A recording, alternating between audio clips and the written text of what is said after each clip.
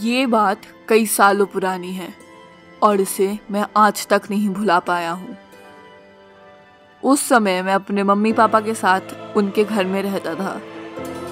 मैं 14-15 साल का एक लड़का था जिसके ज़्यादा दोस्त नहीं थे, एकदम अकेला, और ऐसा भी नहीं था कि मुझे कुछ करना पसंद था। मैं अपना सारा खाली वक्त इंटरनेट पे स्क्रॉल करते हुए बिताता था। एक बार मेरे पेरेंट्स वीकेंड के लिए बाहर गए थे और वो लोग रात भर वापस नहीं आने वाले थे, तो मैंने अपना पॉपकॉर्न रेडी कर लिया एंड फिर मैं अपने लैपटॉप के सामने जाके बैठ गया कि आज तो बिंज वॉचिंग करेंगे।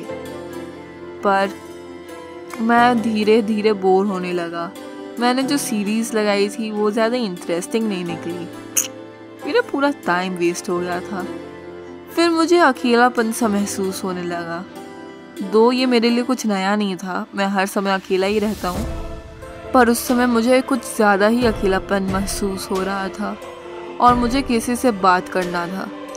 जैसा कि मैंने पहले बताया, मेरे ज़्यादा दोस्त नहीं थे, तो मैं किसी को ऐसा भी नहीं था कि फ़ोन करके बता सकूं, और जो दोस्त थे उनको मैं मैसेज करूं तो वो सालों साल तक नहीं देखते हैं। तो जो मुझसे बात नहीं करना चाहते हैं, मैं उनसे क्यों बात करने का कोशिश करूं। मैंने इंटरनेट पे बहुत ज़्यादा सर्चिंग की थी कि फ्रेंड्स कैसे बनाएं। वहाँ से मुझे पता चला था ओमेगल के बारे में। ये एक ऐसा प्लेटफॉर्म है जिससे आप स्ट्रेंजर से बात कर सकते हो एंड वो आपको फिर दोबारा कभी नहीं मिलेंगे, तो इट्स जस्ट एक ही बार आप उनसे मिल पाते हो। मैंने सोचा चलो, जब आज मेरे पेरेंट्स घर पे नहीं हैं और मैं पूरा अकेला हूँ और मेरे पास वक्त ही वक्त है, वो लोग अगले दिन से पहले नहीं आएंगे, तो क्यों ना ओमेगल में कुछ लोगों से बात कर लिया जाए।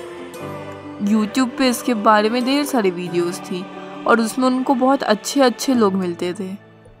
पर जब मैंने किया तो मुझे पहले तो एक बहुत ही ज़्यादा बूढ़ा आदमी मिला।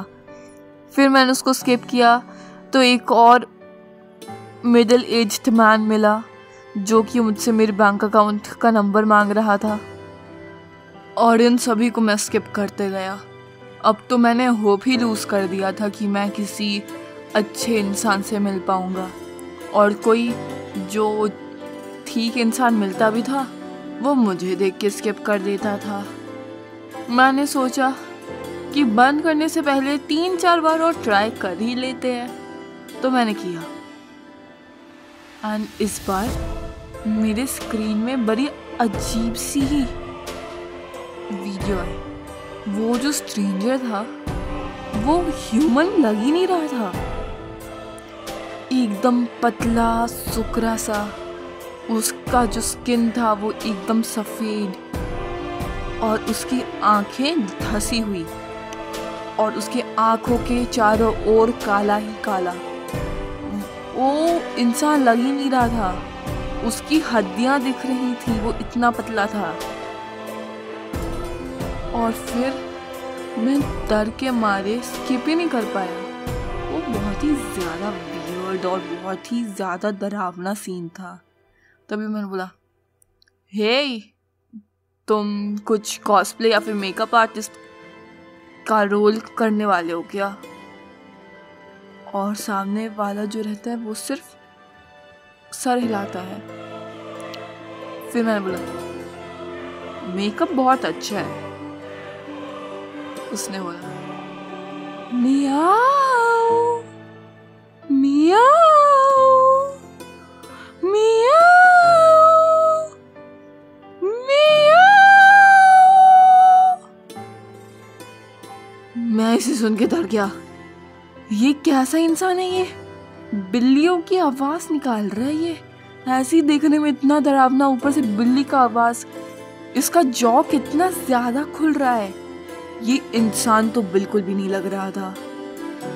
तभी फिर से वो बोलने लगता है, मियाओ मियाओ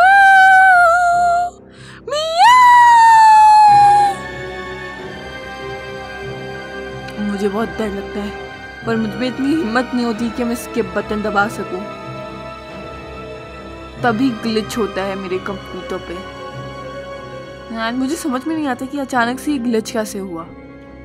और फिर स्क्रीन आती है और स्क्रीन में वो आदमी अब एक स्पाइडर की तरह हो गया था और उसका सर जो था वो ऊपर की तरफ था और उसकी आंख मेरे कैमरे की तरफ थी। वो अजीब सा हो गया था।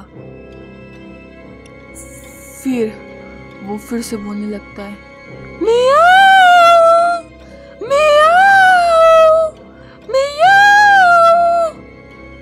मैं बहुत ज़्यादा ही डर गया था। वो अचानक से आया और मैं अपनी कुर्सी से नीचे गिर गया।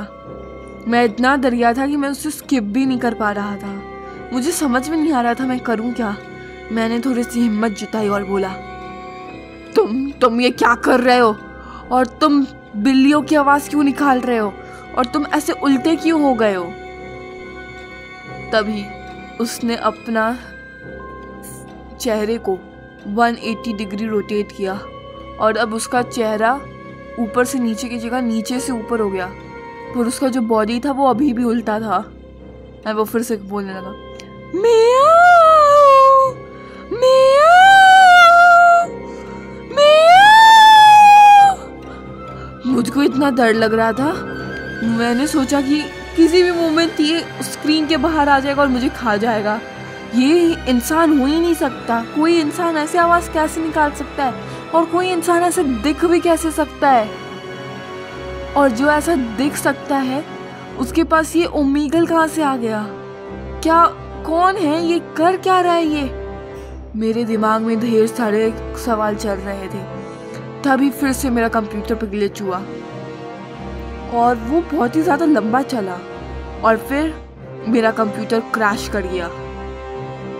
मुझको एक मोमेंट के लिए खुशी हुई कि अच्छा हुआ ये क्रैश हो गया, वरना मैं तो इसे स्किप भी नहीं कर पाता और मुझे ये डरावना सीन देखना पड़ता। और फिर तभी मैं जल्दी से जाके अपने बिस्तर पे लेट गया और ये सोचा कि मैं सब कुछ भूल जाऊं और ये सब कुछ एक सपना था और ऐसा कुछ नहीं हुआ है। थोड़ी देर शांत होने के बाद ये काम किया और मैं सो गया।